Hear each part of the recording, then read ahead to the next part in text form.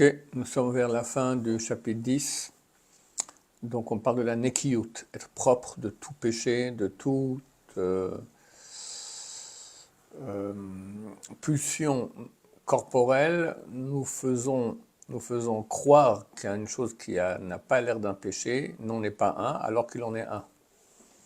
Donc ce n'est pas les péchés clairs, c'est parce que c'est plus flou. La région du flou, là le Sahara il vient et nous pousse à faire le péché. La nekiyut consiste à être propre de tous les péchés, même les flous, et propre de toute mauvaise mida, ce qui est bien plus dur, avoir un bon caractère à tous les niveaux. V'amrou hachmanu zechron v'rachel, nos sages de mémoire bénis ont dit, chez David Ayam Izhar, que le roi David il faisait attention, et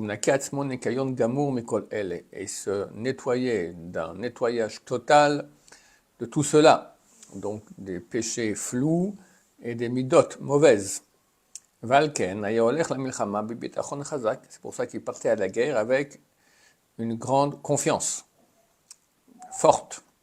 Vaya Shoel, et demandait à Dieu, Erdof Oivai, que je poursuive mes ennemis, Vasigem, que je les atteigne, Vela Shuv Ad Kaldotam, et que je ne revienne pas avant que je les annihile, les détruise.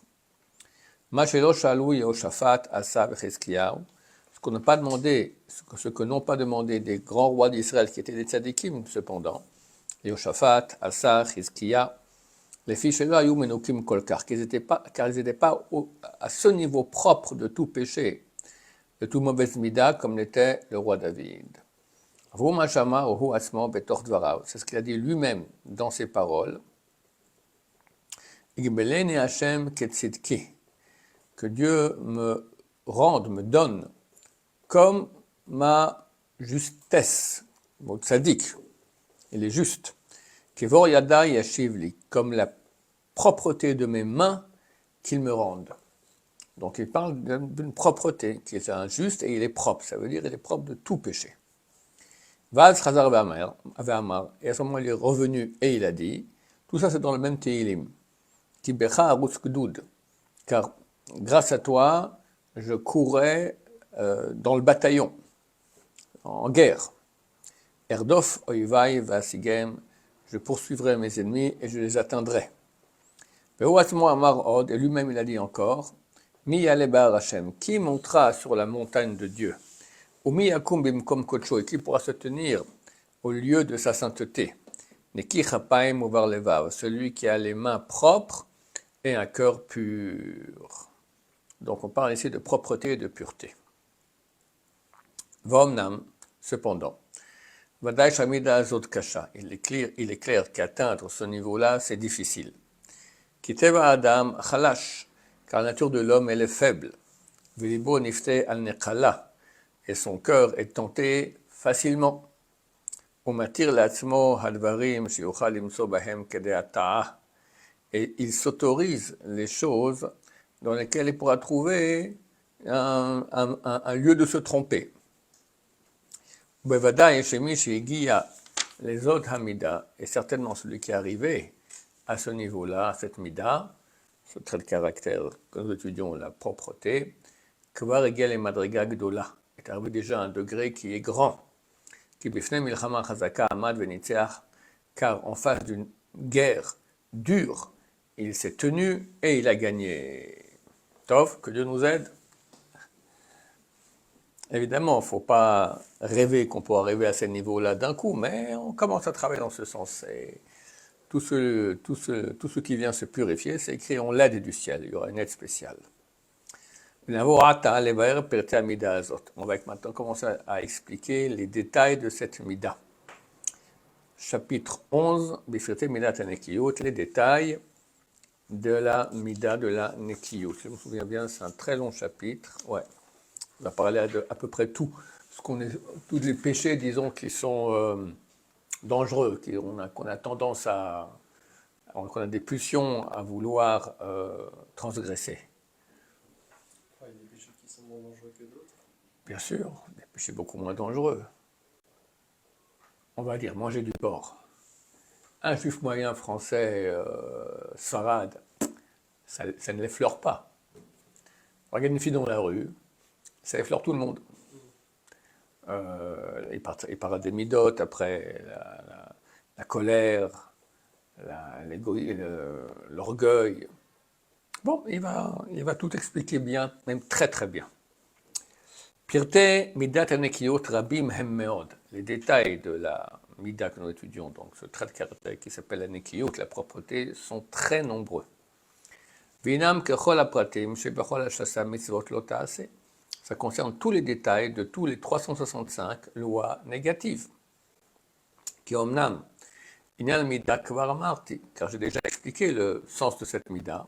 Shuliot nakim mikol anfei ha'averot, c'est d'être propre de tous les embranchements des péchés. Voulam, cependant, afapi shebechol ha'averot mishtadel ha'yetzer hara lachti et ha'adam. Que dans tous les péchés, c'est pour répondre à la question, de tous les péchés, le yetzer hara essaye de faire pécher l'homme. Kvar yesh mehem she'ateva mechamdan yoter. Il y en a néanmoins dont la nature choye particulièrement ces péchés, nous pousse à vouloir les transgresser. Et dans ces péchés-là, le Yetzer lui montre plus d'autorisation. Asher alken, c'est pour cela. Il a besoin de plus de se renforcer, pour gagner, pour vaincre son mauvais penchant, ou et se nettoyer du péché. Comme ça on dit nos sages de mémoire bénie, Gezel varayot, le vol et les interdits sexuels, nafsho shel adam mechamantan, l'âme de l'homme les aime, mitava la haine, et on a envie. C'est clair. Le vol et tout le monde sexuel, tout ça, les femmes, c'est des choses dont l'homme a très envie. Plus que manger une côtelette de porc. Mais il dit, ça peut le Yetzer hara pour à quelqu'un sur ce sujet-là, mais en tout cas, c'est moins fréquent et moins fort. Vine, et voici. Nous voyons, il va parler maintenant du vol.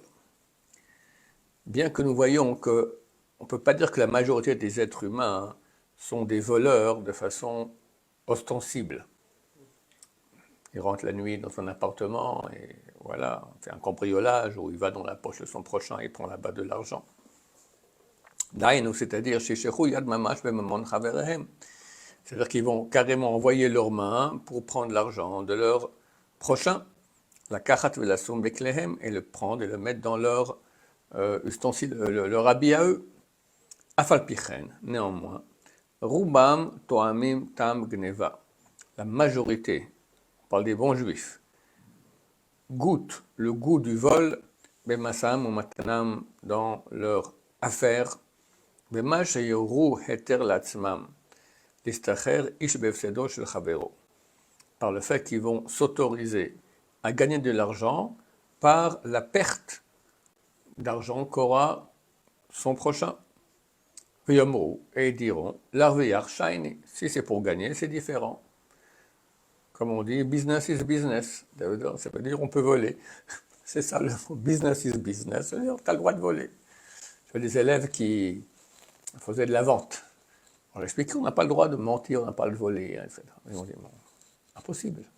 Le mot vente aujourd'hui, le mot vente dans le lexique des gens, ça veut dire voler. C'est arriver à faire de la vraie vente, quand en soi la vente, c'est pas, normalement c'est pas ça, la vente, c'est je donne un truc contre de l'argent, voilà, il n'y a rien, c'est pas du vol, ça peut être honnête.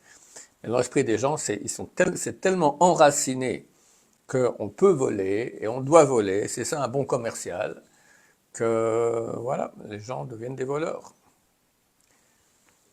Voulam, cependant. L'avi marben emo bagazel, beaucoup d'interdictions de la Torah ont été dites à propos de ce type de vol. L'ota choc, c'est pas retenir l'argent qu'on doit à quelqu'un. L'otixol, tu voleras pas, c'est prendre avec force. Même si on paye. On prend et on paye, mais tu ne peux pas vendre. Ça s'appelle gezel. L'otignovu, ça c'est voler. L'otekachachashu, ne pas nier qu'on a volé. L'oteshakro ishba mito, vous ne mentirez pas l'un à son prochain. L'otono ishet achiv, ne pas rouler son prochain. Si quelqu'un vend un article qui est un prix fixe, il le vend plus cher que le prix fixe, c'est déjà de la hona, c'est déjà interdit, c'est un lave d'oraïta.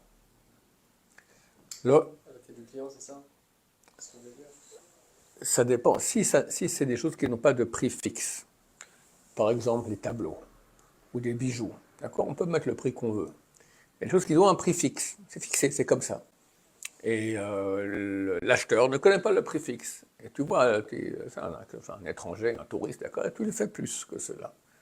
C'est interdit de la Torah.